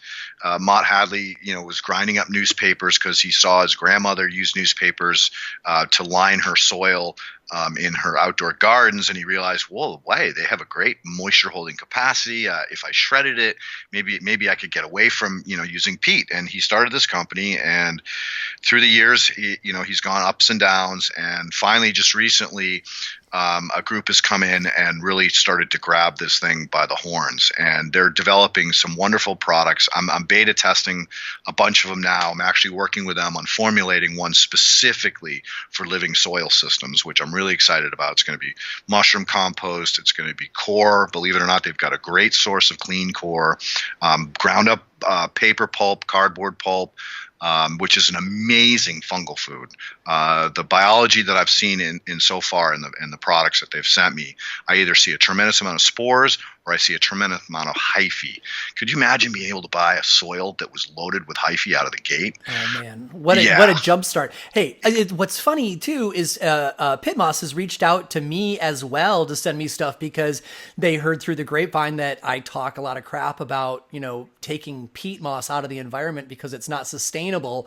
And now here that they've reached out to you, somebody over there is doing a good job reaching out to folks like us. Yeah, I give Ashley a lot of credit. She heard me Ashley's the one who reached out to me too. Yeah. She heard me on a podcast and hit me up because I was bashing Pete, and so it's wonderful. I'm ecstatic to be back in touch with them and back in doing some trials to see how they're performing and how we could formulate better ones. But I didn't answer your question. Yeah, so, what is hydrophobic soil and how does it happen? So hydrophobic is basically that you have organic matter, which is what the plant's growing in, and the outside of that organic matter is completely coated with bacteria, and those bacteria go back into that cyst form as they dry out, and they create that wax surface, which doesn't allow the water in. So in a situation where I have a hydrophobic pot, I don't have cover crop, I would take a wet towel. I get a towel soaking wet, and then I'd cover it.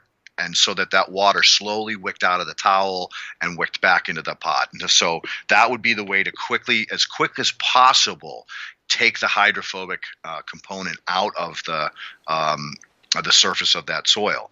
Now, the interesting thing is with pit moss, it has a similar side effect that I've noticed in my starts, that it does go a little bit hydrophobic on the surface, but as soon as you break through it, you can feel that it's nice and moist inside. So that's one of the things that we're talking about is like, all right, how do we prevent the soil from going hydrophobic on the surface? And I explained to them the reasons why.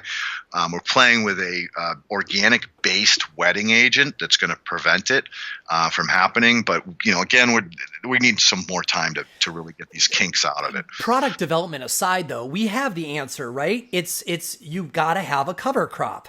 Yep. And like whether it's grasses or clovers or radishes or the build a soil like cover crop mix, or there's a lot of really great options, but the point is you gotta grow other stuff in your pots. Monocultures are not natural. Yep. No, you're absolutely right. That is the answer.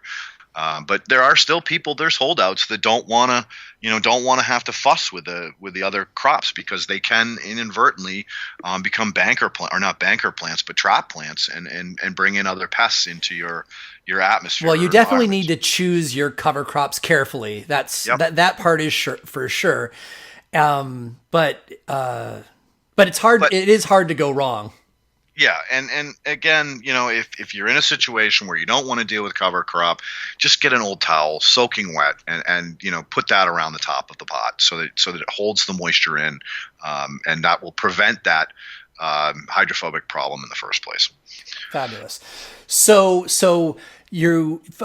what causes the pot to go hydrophobic? Like what is the thing that people need to not do? Like we've talked about solving it. We've talked about using the cover crop, and we've talked about putting the blanket on it. But we can even say me, for example, what did I do to cause the top layer to go cystic and have that waxy top? What did I do wrong that caused it, other than just not having a cover crop? Humidity, sun, and wind. That's what's causing it. When the wind blows across soil, the amount of moisture that it pulls out of that soil is crazy. I mean, I used to do these monster landscapes, for these billionaires, and we'd be working right straight through whatever season it was, and we'd always get if we got to spring, mud season, it was a nightmare to try to spread soils.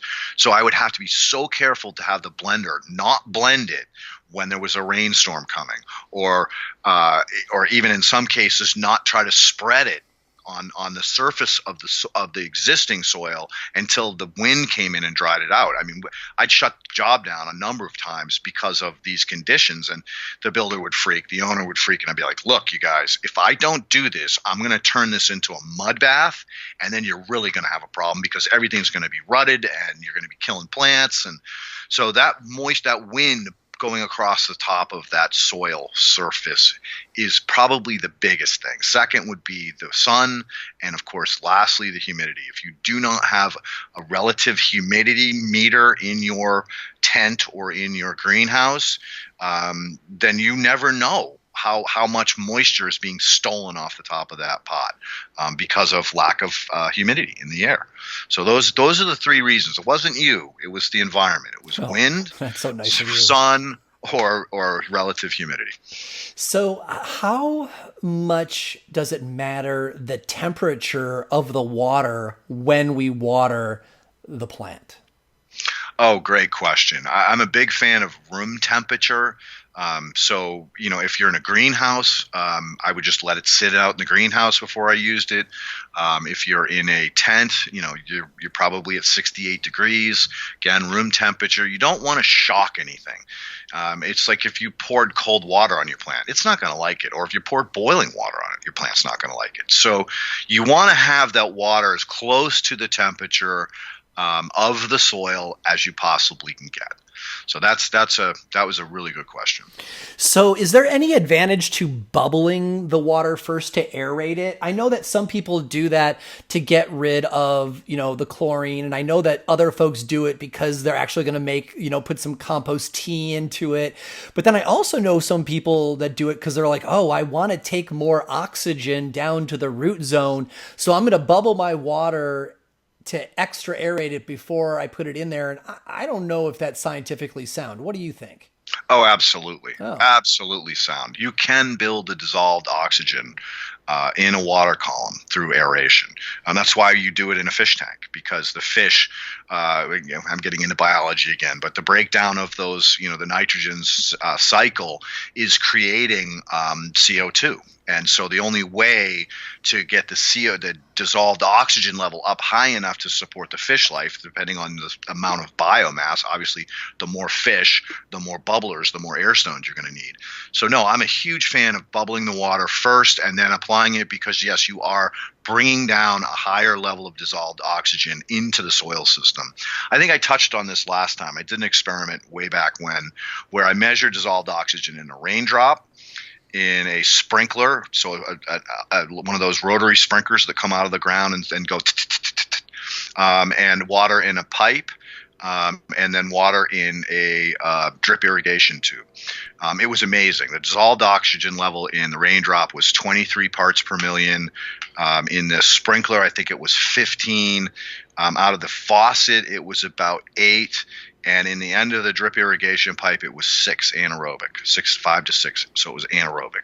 So we know you can build that water molecule up. I mean, there's a great video showing what happens to a water droplet as it travels through the atmosphere, and it rolls over on itself like a donut. So it's constantly pulling in the oxygen as it's tumbling through the air. So no, big fan of it. Definitely aerate your water if you possibly can, because that will help to support the life in the soil, especially if you have a really good living soil system and you don't have earthworms or a way for that soil to really build the tilth out of the gate. Then bubble your water so that you help to feed those organisms that extra oxygen, so they can in turn build that tilth and allow that soil to respirate. Let's talk about method of watering.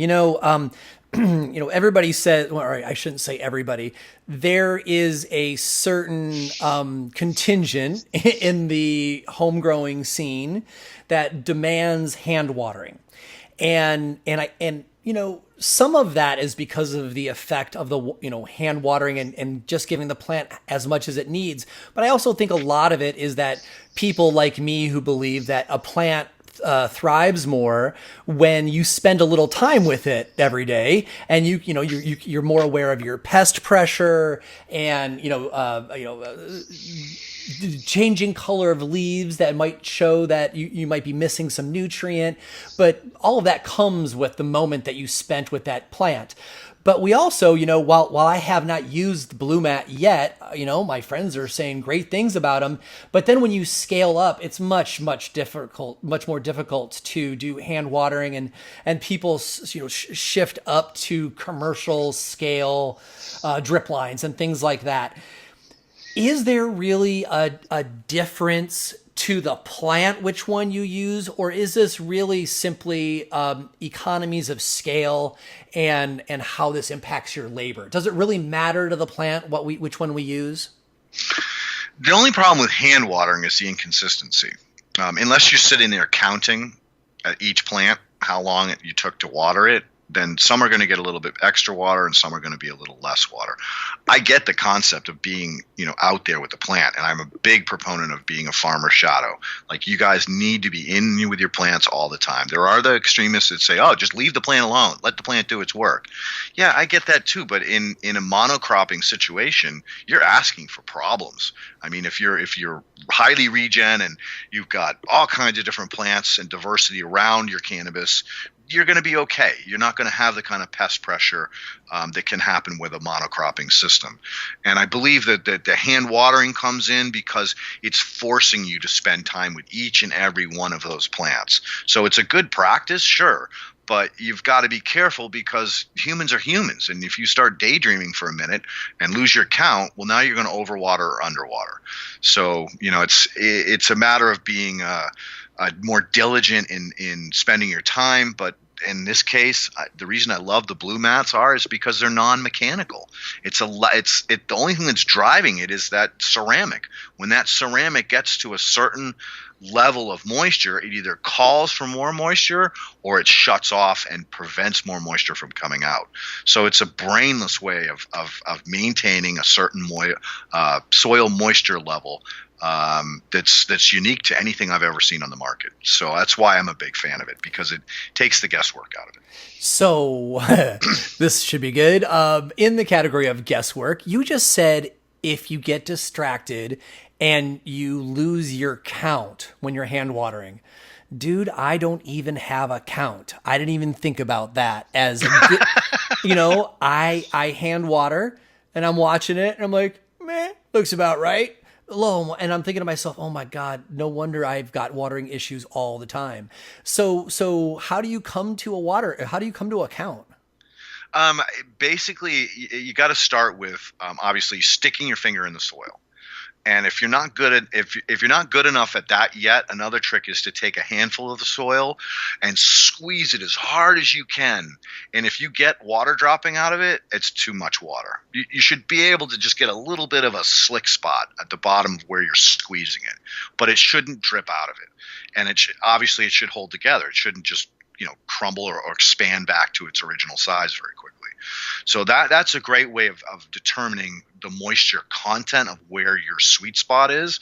But as far as hand watering, that again depends on your soil system. If you're all potting soil, or we call it the soilless medium, that's going to take more moisture. And again, problem is the surface is going to go hydrophobic and the internal is going to go anaerobic. So that's why I push that A horizon as so critical in this.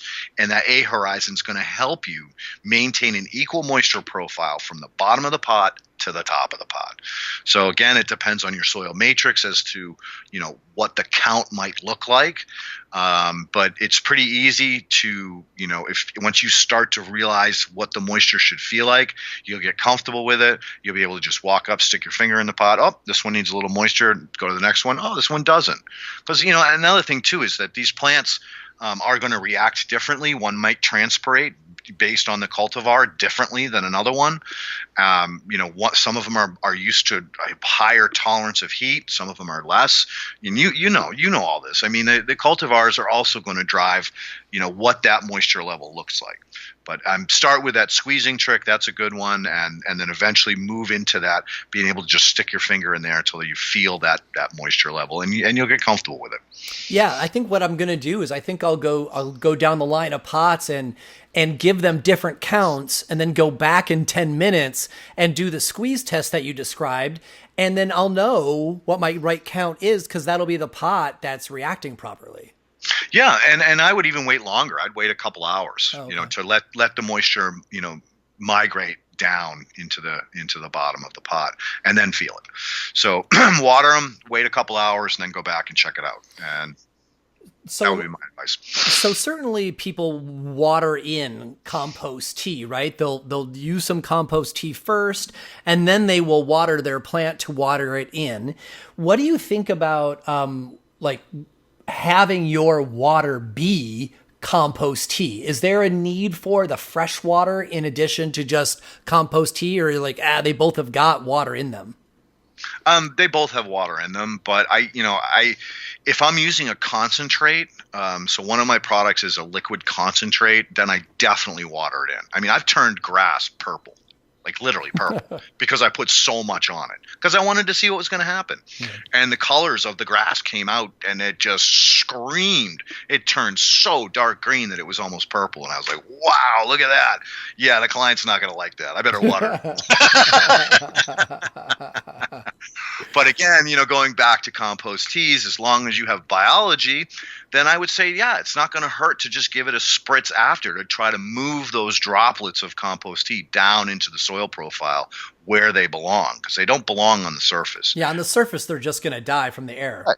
Yeah, in the UVs and everything else. So, no, I totally get the practice of watering in. When I was doing a lot of installation of product, what I would do is I would make, obviously my concentrate. I would add 10 gallons of the concentrate. Then I would add, 110 gallons of water, a little bit of foods, and then I would just go apply it. But I would apply it heavily, so I would do a soil drench. So some of it was getting the continued spraying on top of it would push the first spray down into the soil, and I would just be like, yeah, whatever evaporates or whatever UVs kill these little guys, I'm not going to be concerned about it, because I drenched the soil, so I inadvertently moved the organisms down into the lower profile that I wanted to. Fantastic. Well, Leighton, thank you so much for sharing your time. I know you're on the road and consulting a lot. Actually, maybe even a little bit less right now in quarantine. Actually, you might actually be home quite a bit right now. You are normally traveling a lot. Are you even going to be home enough to put into a food garden this year? Funny you should say that. I have done it. I mean, it's been, God, 32 years more since the last time I had the opportunity to plant a garden. So yeah, I've been planting gardening with Pauline and our dog. He's out there helping me with the soil. I mean, it's hilarious. And so I'm actually enjoying the quarantine. I'm definitely not working as hard or earning as much as I would like to, but this is all going to peter out eventually, and I will be able to get back on the road and help other folks out across the country. But for right now, I'm enjoying it. I mean, I'm so blessed that I can still support myself. I've made enough money that I'm not going to be freaking out that I can't pay my bills. So I'm taking the time. I'm meditating, playing in the soil, taking walks, and life is great. I'm enjoying the quarantine. I'm sorry for everybody out there that's suffering, because I know there's so many people that are that we're living paycheck to paycheck and are totally screwed right now. And it's sad. It's horrible. But I'm taking it with stride, and I'm trying to stay positive and send out good vibrations to everybody. But yeah, I am growing a food garden this year. It really is interesting to see the revival of the victory garden, right? Oh, yeah. The long-term joke is that cannabis is a gateway to horticulture, right? And there's all these like new home growers that are suddenly going, well, I was able to grow a little bit of weed. Let me see what else I can do. And all the seed companies are breaking new records for seed sales. And, even though there's the vast majority of what's going on with the pandemic is obviously terrible, it does make me feel some measure better that people are learning how to grow their own foods, which we should never have lost that skill. And hopefully that is something that can continue moving forward for all of us. And thank you for bringing that up. That is such an important point. We all should be having at least an herb garden, if not at least a few veggies. And it's not a lot of work. It's not that hard to do this, whether it's in a pot or it's planted in the soil. And that's providing food security. And you're right about the seed companies. I mean, they're out of everything. And so, I got to believe that the vast majority of people across this country are growing these victory gardens, which is great. And hopefully that never changes again. Because we can control the inputs of what's going into these veggies, and we know that they're healthy. So no, I'm glad you brought that up. That was great. Yeah, well, it wasn't intended. I just kind of stumbled into it because that's how we are. So right on. So thanks again, Leighton. I look forward to talking to you again in person when we can. All right, brother. Great to speak with you again, and have a wonderful day. If you want to hear more from Leighton Morrison, I encourage you to go on back to Shaping Fire episode 54 if you haven't heard that. And it's all about soil, how soil is built, soil horizons, meaning the different layers of soil, and how to properly build a container of soil that mimics the planet. It's an absolutely fantastic episode, and you will get to enjoy not only a whole bunch of good scientific information, but also the gleeful storytelling that Leighton shares with us. Also, if you want to find out more about Leighton's business and his various products, you can check those out at kingdomaquaponicsllc.com and his Instagram at kingdomaquaponicsllc. You can find more episodes of the Shaping Fire podcast and subscribe to the show at shapingfire.com and on Apple iTunes, Stitcher, and Google Play. If you enjoyed the show, we'd really appreciate it if you'd leave a positive review of the podcast wherever you download. Your review will help others find the show so they can enjoy it too. On the Shaping Fire website, you can also subscribe to the weekly newsletter for insights into the latest cannabis news and product reviews. On the Shaping Fire website, you will also find transcripts of today's podcast as well. For information on me and where I will be speaking, you can check out shangolos.com. Does your company want to reach our national audience of cannabis enthusiasts? Email hotspot@shapingfire.com to find out how. Thanks for listening to Shaping Fire. I've been your host, Shango Los.